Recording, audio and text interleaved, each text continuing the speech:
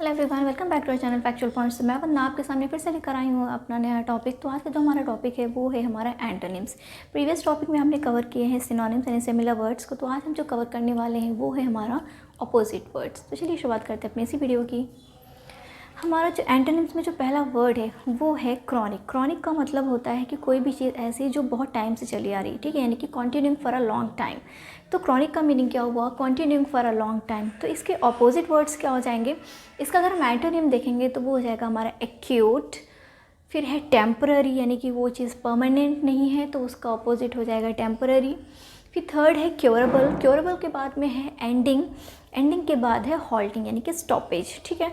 तो ये हो गया हमारा क्रॉनिक के एंटोनिम्स। मैं फिर से आपको रिपीट कर देती हूँ कि क्रॉनिक का मीनिंग होता है continuing for a long time, यानी कि बहुत टाइम से चली आ रही, बहुत पुरानी हो गई है, ठीक है। अगर हम फिर उसके एंटोनिम्स देखते हैं, अपोजिट वर्ड्स को देखते हैं, तो उसका अपोजिट हो जाएगा एक्यूट, यानी कि बहुत ही सीरियस टाइप में है, तो हो गया आपका एक्यूट। टेम्पररी, फिर है curable, ending and halting. Second word है हमारा एंटोनिम में है इंटीग्रेट, ठीक है। इंटीग्रेट, या इससे आपने वर्ड देखा होगा इंटीग्रिटी का भी, ठीक है। तो यहाँ पे जो हमारा सेकेंड वर्ड है वो है इंटीग्रेट, यानी कि संपूर्ण, ठीक है। तो यहाँ पे उसका मीनिंग देख लेते हैं, टू फॉर्म और blend into a unified whole, ठीक है। तो यानी कि इंटीग्रेट का मीनिंग हुआ टू फॉर्म और to blend into a unified whole, यानी कि संपूर्ण तरीके से।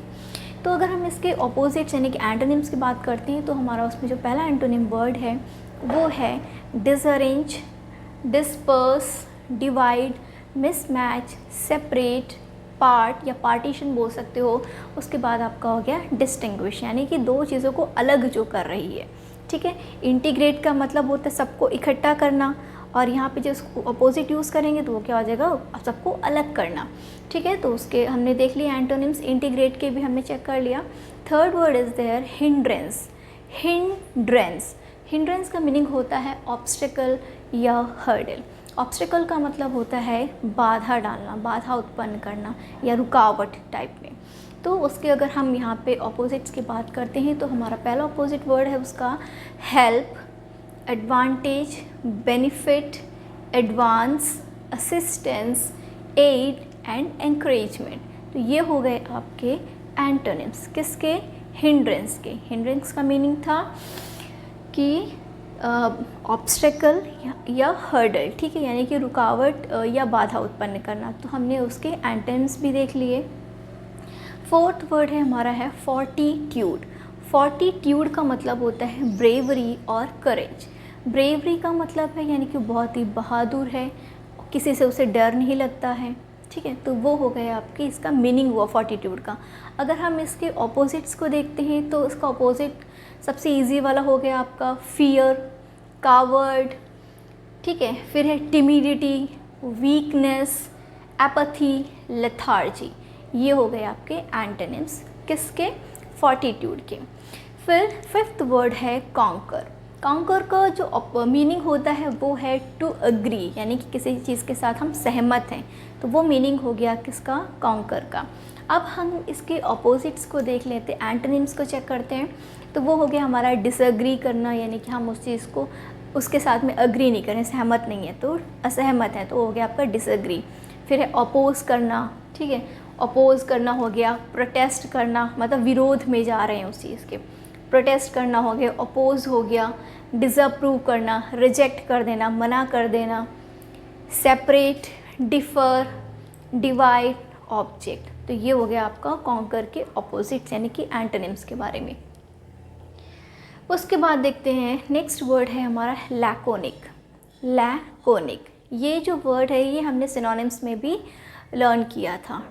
तो लैकोनिक का मतलब होता है ब्रीफ या समरी, ठीक है, यानी कि किसी भी चीज़ के बारे में हम बहुत ही ब्रीफ डिस्क्रिप्शन दे देते हैं, शॉर्ट डिस्क्रिप्शन, या बोल सकते हो समराइज या समरी देना।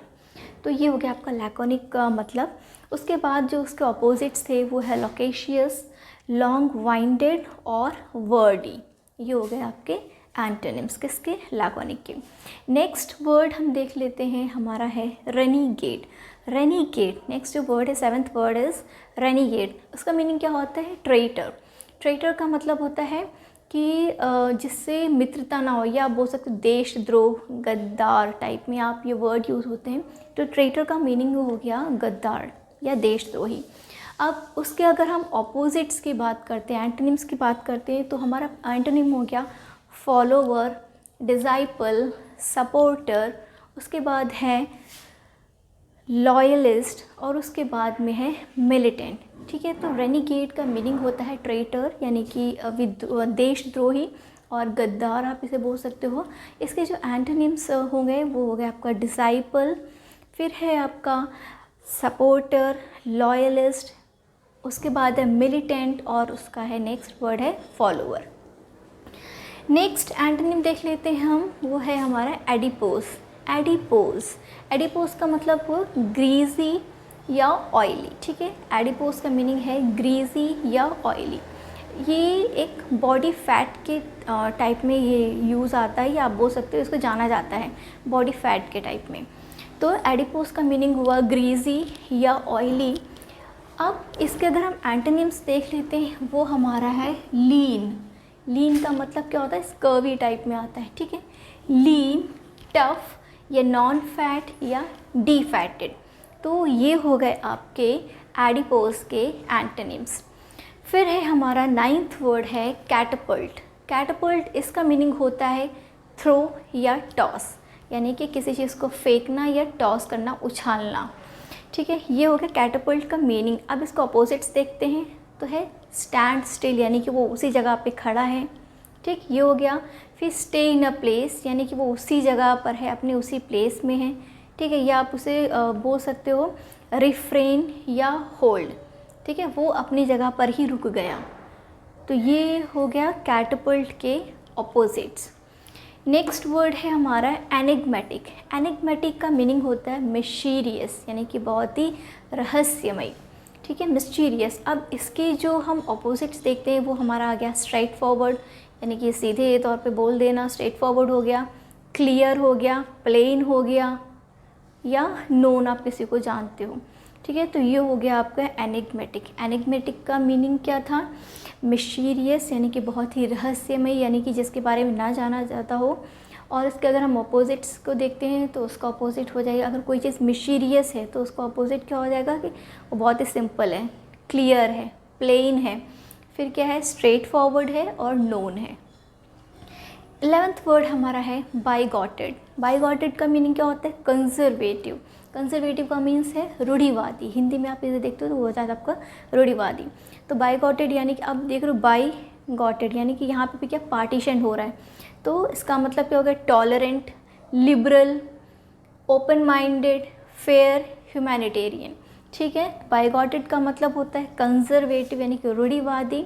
अब कोई चीज़ यानी कि संकीर्ण सोच आप बोल सकते हो, जिनका नैरो माइंडेड भी बोल सकते हो बाइगॉटेड में। अगर हम इसको हम अपोजिट्स लेते हैं तो नैरो माइंड का उल्टा क्या हो जाएगा, ओपन माइंडेड, यानी कि उसकी बहुत ही ओपन सोच है, छोटी सोच जिसे बोलते, छोटी सोच नहीं है उसकी, बड़ी सोच है, वो बहुत ही ओपन माइंडेडली हर चीज़ के बारे में सोचता है। तो हो गया यहाँ पे इसका अपोजिट आ गया ओपन माइंडेड, टॉलरेंट, लिबरल यानी कि बहुत ही आज़ाद टाइप में है, फेयर सबके साथ में एक जैसा ही व्यवहार करता है, फेयर है वो, और है ह्यूमैनिटेरियन। ठीक है, यानी कि वो इंसान के तौर पे बहुत ही सही इंसान है। फिर हमारा 12th वर्ड है ऑब्लिक्विटी। इसका मतलब है डिसेप्टिवनेस। ठीक है, अब हम इसके ऑपोजिट्स देख लेते हैं। तो उसमें हमारा जो पहला ऑपोजिट वर्ड है वो है राइटियसनेस, उसके बाद है ट्रुथफुलनेस, और है इनकरप्टनेस, यानी कि जो भ्रष्ट नहीं है। ठीक है, यानी कि भ्रष्टाचार से युक्त ना होकर के भ्रष्ट नहीं है, तो उसके लिए क्या वर्ड यूज़ किया, इनकरप्टनेस।